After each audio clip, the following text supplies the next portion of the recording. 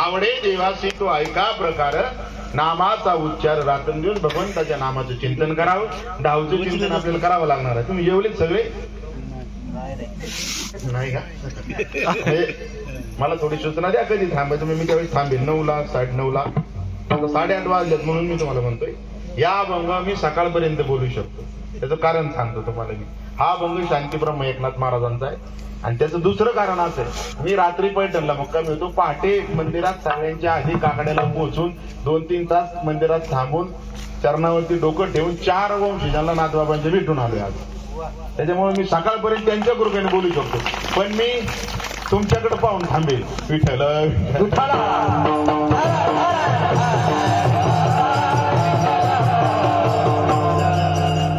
अजून काय करावं वारकऱ्याने? वारकऱ्याची आचारसंहिता आहे. पहा, तुळशी माळ गळा, गोपीचंदन टिळा, हृदयी कळवळा वैष्णव. आचारसंहितेचा अभंग मी तुम्हाला सांगतोय जवळचीच म्हणून. आता तिथं गहिनीनाथ पायी दिंडी सोहळा हे लिहिलंय आपण. गहिनीनाथ महाराज करा किंवा एकेरी नाव ठेवू नका अशी विनंती माझी. पुढच्या वर्षी समजा आहे का नाही, किंवा आपल्या ज्या पताका आहेत त्या भगव्या रंगाच्या आहेत, चांगलंय. परंतु आपली पताक्याचा रंग वेगळा असतो.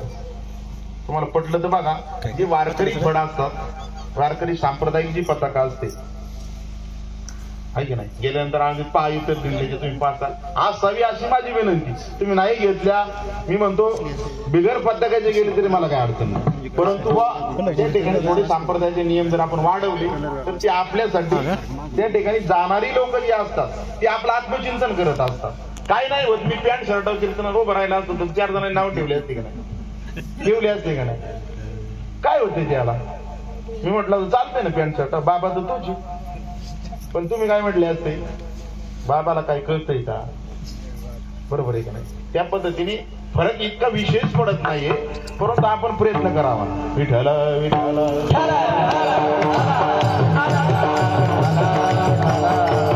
असं बाहेरचं जाऊ द्या. तुळशी माळ गळा, गोपीचंदन टिळा, हृदयी कळवळा वैष्णवांचा पवित्र तुळशीची माळ वारकऱ्याच्या गळ्यामध्ये असावी. काही लोक मला म्हणतात महाराज आपली मनाची माळ आहे. काय म्हणतात? म्हणतात ना लोक. तुम्हाला ऐकलं की तुम्ही? कशाला लोक त्याचं महत्व असतं आणि ते आपण कशाला त्याचा अपमान करायचा? आणि मग आपली मनाची माळ आहे, वाऱ्या करतो सगळं करतो, पण कसली माळ आहे? आता मला सांगा, थोडक्यात थांबवा पण तर मला तुम्ही सांगा. कीर्तन थांबूच वाटलं तर आपण, तर माझं उत्तर द्या. एखादी अडाणी स्त्री शिकलेली नाही, तिचा नवरा आहे आपला गोळा बाबडा आहे, कमी शिकलेला आहे आणि शेती आपली मोलमजुरी करून जीवन जगताय. आणि आज संध्याकाळी त्या येड्या बाईनी म्हणजे त्या अडाणी बाईनी सांगितलं नवऱ्याला, मी तुमची एकनिष्ठ पत्नी, मी तुमचीच आहे, माझं तुमच्या जीवापाड प्रेम आहे, पण आजपासून मी मंगळसूत्र घालणार नाही.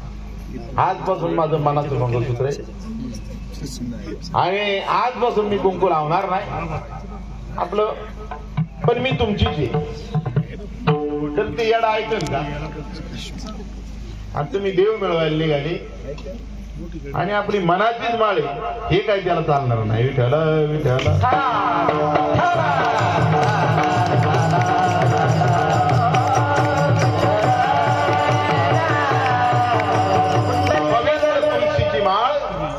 मळ्यामध्ये गळ्यामध्ये धारण करावी कंठी. मिरवा तुळशी म्हटलं. मिरवा म्हणजे अशी मोठ्या मण्याची घाला मस्तपैकी मिरवा, अशी आपलं पुणे मिरवा म्हटलं साधू संतांनी. ते भूषण आहे आपलं. जो वारकरी आहे पवित्र तुळशीची माळ गळ्यामध्ये धारण करावी. लाजायचं काय कारण आहे? मनवा हरीचे दास तुका मनी मध्ये ही आज. परमेश्वराचं अंकित किंवा हरिदास करून घ्यायला आपल्याला काय अडचण आहे? तुळशीचं महात्म्य इतकं आहे. पवित्र माळ आपल्या गळ्यामध्ये असावी. जे नर तुळशीशी घालती उदक. नर कळतात ना तुम्हाला? बायांनी तुळशीला पाणी घालावं काही नवस तुम्ही घालात, पण पुरुषांनी सुद्धा घालावं. जे नर तुळशीशी घालती उदक ते पावती ब्रह्मसुख. तुळशी माळ गळा, गोपीचंदन टिळा, आपला अभंगच येतो आहे ना, ते प्रमाण देत नाही मी, तुम्ही गा नंतर. तुळशी माळ गळा त्याच भेटे घन साबळा, किंवा तुळशीचे काष्ट जपमाळ करी स्वयं श्री हरी प्रसन्न द्या. की तुळशीच्या माळेचे काष्टाचं जखमाळ करून आपण चिंतन केलं तर भगवंत प्रसन्न होईल. ते जाऊ द्या, आपण आपल्या धर्माविषयी थोडे जागृत नाही. इतर धर्मी जास्त जागृत असतात. पायाखाली पाय तुळशी लागतो. अनेक तरुणांचे मी पाहत असतो तुळशीला पाय लागतो चालतं आणि आपल्या लोकांना महत्वच नाही की देवा समान पूजनीय आहे किंवा देवच आहे, पण त्याचं महत्व नाही ना. पायाला आपली चप्पल घातलेले पाय तुळशीला लागतात, लोक पाय लागतात. आपल्याला हिंदू म्हणून घ्यायला त्या माणसाला लाज वाटली पाहिजे. मी अनेक लोक पाहतो नामदेवराय तुळशीचं महात्म्य सांगत असताना सांगतात की तुळशी दर भूमीवर पडले. कुठं पडले? जमिनीवरती तुळशीचं पान मंजिरी काहीतरी फांदी तुटून पडलेली आहे. तुळशी दळ भूमीवर पडले ते जरी मस्तकी वंदले. ऐका, ते तुळशीचं पान फुल फांदी कुठंतरी जमिनीवरती पडलेली आहे, ती वंदन करून बाजूला ठेवली सुरक्षित जागेवर की जिथं पायाखाली कोणाचे येणार नाही. तुळशी दळ भूमीवर पडले ते जरी मस्तकी वंदले, कोटी तीर्थ स्नान घडले एवढे फळ नामा म्हणे. एवढं फळ आहे आणि आपल्याला त्याची किंमत नाही. ती पवित्र माळ गळ्यामध्ये धारण करावी. तिचं महात्मा असणारी अनेक कथा माझ्याकडे आहे, पण वेळ हा बाबा थांबा म्हटलं, वेळ नाही आपल्याकडं. आणि थांबच म्हटले तुम्ही, नाही नाही. तुळशी माळ गळा गोपी चंदन टिळा, पवित्र गोपी चंदनाचा टिळा त्या ठिकाणी कपाळावरती धारण करावा. त्या ठिकाणी बुक्का लावा, गंध लावा, काहीतरी लावा. आपले शास्त्र सांगतं ऊर्ध्व पुंड्र विहीनश्य स्मशान सदृशम मुखम. त्याच्या कपाळावरती ऊर्ध्व पुंड्र नाही, बुक्का नाही, मोकळा आहे. स्मशान सदृशम मुखम. स्मशान कळतं का? मुखम कळतं. सोप्या भाषेत सांगतो, त्याचं तोंड नाही तो मसन वाटा आहे असं आपलं शास्त्र सांगता. विठाला विठाला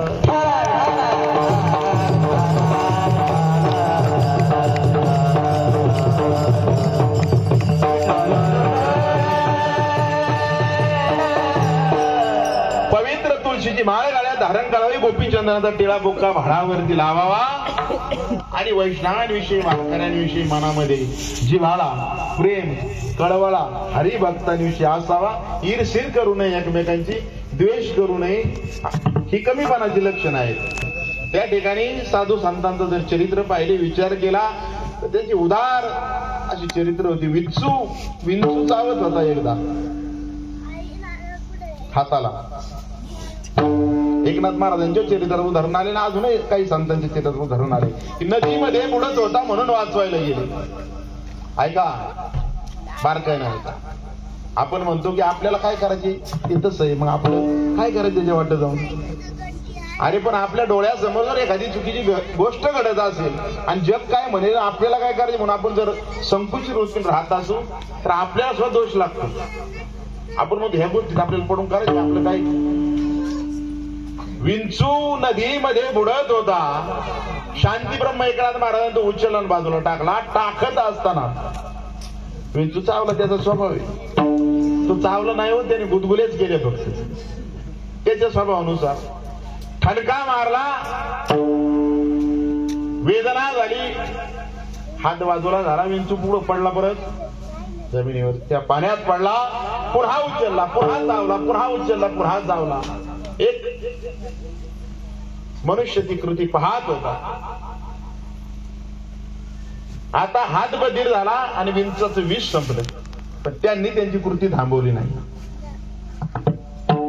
त्याला उचलून बाजूलाच ठेवला. त्यावेळेस तो मनुष्य म्हटला, आता ऐका बारकान, हे माहित असेल तुम्हाला, एक पण ऐकलेलं आहे तुम्ही, पुढचं तुम्हाला सांगणार नाहीत लोक, ते मी सांगतो.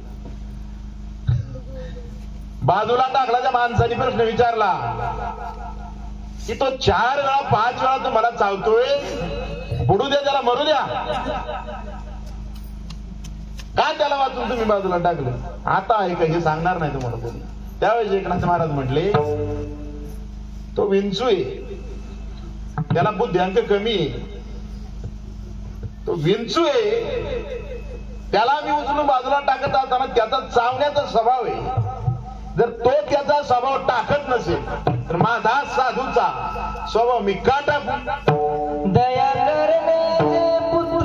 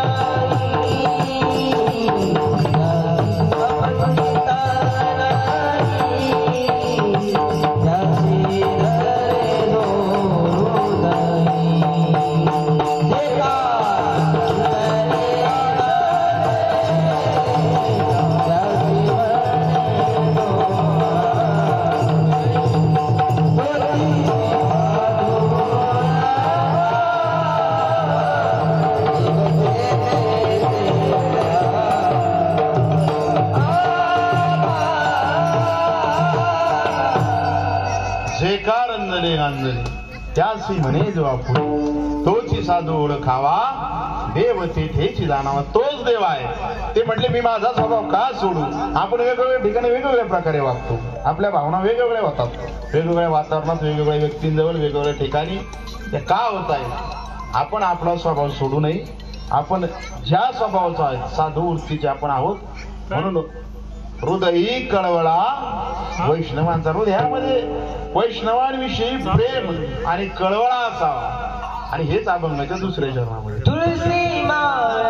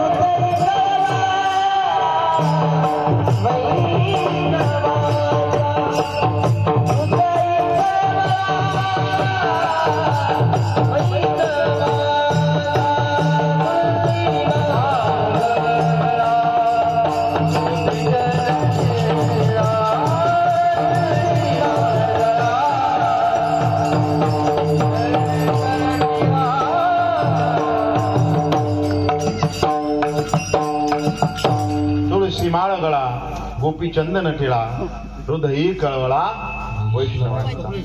थांबू आपण. तुम्ही आता सुखच चाललेले आहात. तुमचे चेहरे बारीक होत चाललेले आहेत. तुम्हाला कशाचं टेन्शन आहे. कोण निवडून येईन काय असं काय येऊ दे कोणी. काय आता करायचं परवा पाहून घेऊ आता सांगायचा विचार नाही पण आले मनात म्हणून सांगतो. आम्ही गोडेगावला गेलो होतो म्हणजे गोडेगाव माहिती तुम्हाला इकडे नगरच्या खाली त्या मुलांची परीक्षा होती नगरला संगीत विशारद एप्रिल महिन्यात गेलो मला वाटतं. आणि मग आम्ही खाली गेलो नेवाशाला वगैरे राऊत बाबांकडे गेलो देवगडला गेलो आणि माणसांना भेटत आलो. तुम्हाला सांगतोय का गोडेगावच्या त्या गावात गाढवाचा बाजार पडतो माहिती तुम्हाला माहिती त्याची होती पोरं काही माझ्या बरोबर एकदम मर्क गाडाव गेले 12,000 रुपयाला मर्क आणि आम्ही 500,000 विकलो गेलो. गाढवा पेक्षा आपली किंमत कमी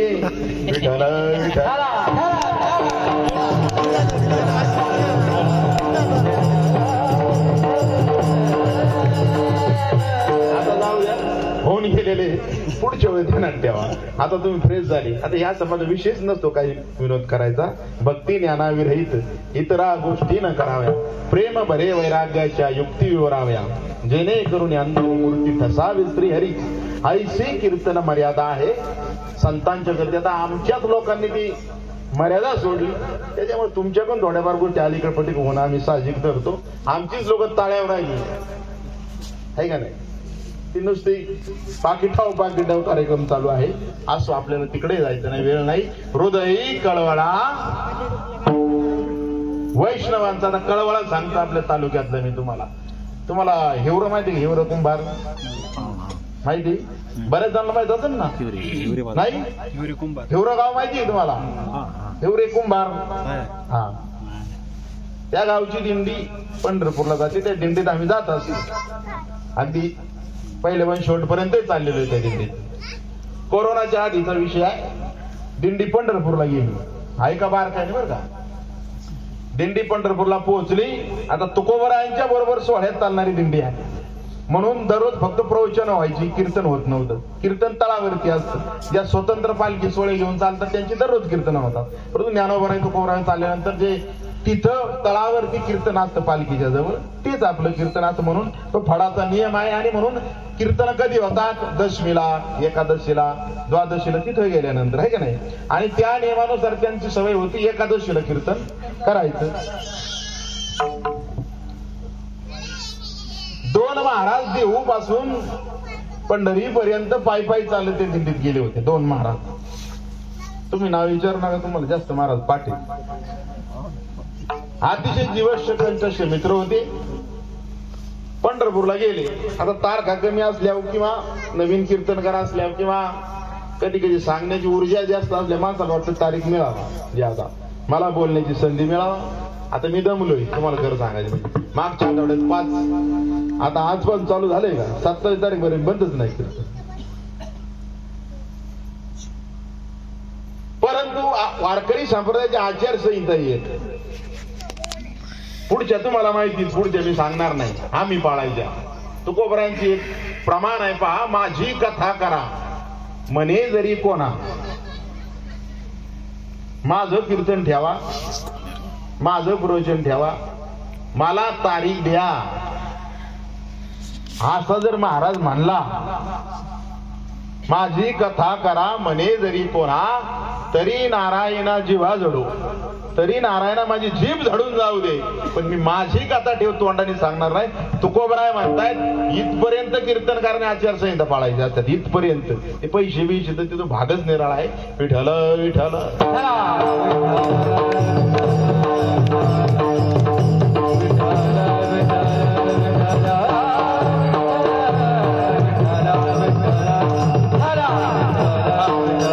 आले त्याला आपण कुठं होतो माहिती आहे तुम्हाला कुठं होतो. हा पंढरपुरात होतो आपण. दोघांना असं वाटलं 2 मित्र होते. त्यांना वाटलं चालत आलोय 15 दिवस झाले 20 दिवस झाले ह्या दिंडीत आपण चालत आलो आपल्याला कीर्तन संधी मिळावा. इथून मी तिकडे गेलो तारीख घेऊ वगैरे वगैरे. याच्याही मनात होतं मला कीर्तन मिळावा आणि त्याच्याही मनात होतं मला कीर्तन करायला मिळावं संधी. साहजिक वाटणं असो. आता एकच कीर्तन एकाच करायला ज्यांचा नियम होता ती जास्त इंटरेस्ट वाली माणसं नव्हती. वास्तविक आता कीर्तन हे असावं जास्त असावं. पंढरपूरचा विधी आहे चंद्रभागे स्नान आणि विधी तो हरिकथा आणि हरिकथाच झाली नाही तर यात्राच पूर्ण नाही. आता तिकडे जास्त जात नाही. त्या दोघांना वाटत आपल्याला दिंडी चालकांनी त्या ठिकाणी कीर्तन संधी द्यावी आणि दिंडी चालकांना माईक मध्ये पुकारलं आजचं एकादशीचं कीर्तन 15 मिनिटांनी फराळ झाल्यानंतर चालू होणार आहे. अमुक अमुक हरिभक्तीपरायण कीर्तन करतील. ज्याचं नाव घेतलं आता दोघांपैकी एकाचं नाव घेतलं ज्याचं नाव घेतलं त्याच्याकडे फेटा नव्हता आणि ज्याच्याकडे होता त्याला माहित होतं याच्याकडे फेटा नाही. हा फेट्या सहित गायब झाला. काय सांगते माहिती मी तुम्हाला हृदयी कळवळा. हा कळला ना तुम्हाला. हृदयी कळवळा वैष्णवांचा हा फेटे सहित गायब झाला. हा बाकड्या असतो आता महाराज त्याने उभारण्याचा भेटा केला आणि बांधला पण ते उभाच राहिला. विठ्ठल